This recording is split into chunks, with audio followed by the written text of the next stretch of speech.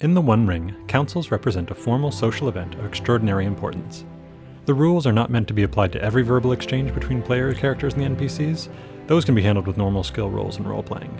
To qualify as a council, a meeting must be a formal gathering where the stakes are high and where the players stand to gain or lose something valuable. To explain the rules, I will run through an example of a council.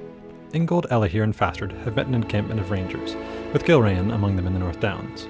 The company has heard of a force of orcs settling in the ruins of Fornost, and they fear they are planning to use it as a base from which to strike out at the lands to the south. The first step of a council requires the heroes to decide what they are hoping to gain from the council, how they intend to get it, and what they are willing to give or sacrifice in return. The company hopes that Gilrayan will send a force of rangers to drive the orcs out of Fornost.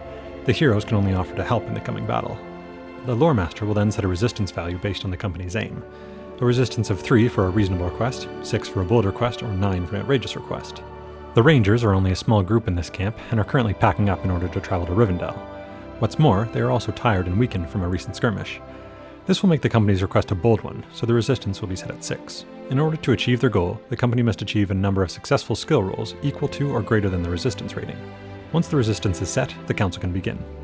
One player must be chosen as the spokesperson for the company. He or she will introduce the company and make either an awe, courtesy, or riddle roll. The result of this roll will set the time limit, or number of attempts, that the company has to achieve the request. As a ranger, Ingold will be a good choice for the spokesman of the company, and he introduces Elahir and Fastard with a courtesy roll. Because of his affiliation with Gilrayan, she is friendly towards him, and Ingold gains 1d6. If the audience of the council had reason to be antagonistic towards the company would lose 1d6.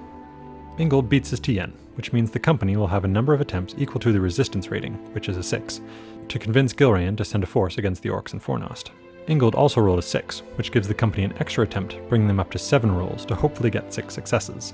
If the introduction roll had failed, the time limit would still be equal to the resistance. However, if the council ended in failure, it would end in disaster instead. Now comes the main bulk of the council, the interaction. Any player can speak now to try to persuade the audience of the council. They do this with a mixture of role-playing and skill rolls in an attempt to accumulate enough successes to match or exceed the resistance rating.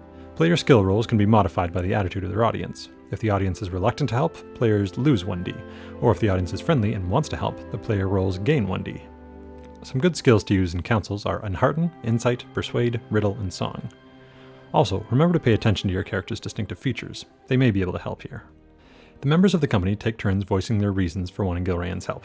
Ingold tries to persuade her first. He is still able to roll an extra d6 and succeeds. Fastard and Elahir speak up as well.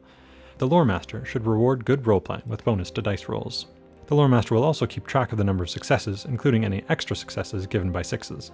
There are 3 ways a council can end: with a success, with a failure, or success with woe, or with a disaster. The council is a success if the company reaches the number of successful rolls equal to the resistance.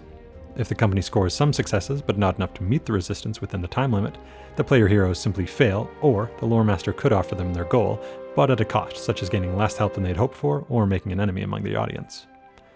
Lastly, if the heroes fail all the rolls, or don't meet the resistance after a failed introduction, the company is seen as a threat by their audience, and could be attacked, imprisoned, or driven away. After 6 attempts, the company has gained 5 successes, but also 1 failure. They only have 1 chance left to convince Gilrayan of the importance of this venture. Elahir makes the final attempt, and spends 1 point of hope. For most characters, this would simply give him an extra d6 for his roll. However, since elves have a special cultural blessing, it automatically succeeds. The company has achieved 6 successes, which meets the resistance originally set. Gilrayan is convinced and agrees to send the Rangers with the company to try to drive the orcs out of Fornost. That's all for now. I hope you enjoyed this video, and if you haven't already, be sure to check out my other videos on character creation and combat, and stay tuned for future videos on journeys, the shadow, and more. Thanks for watching!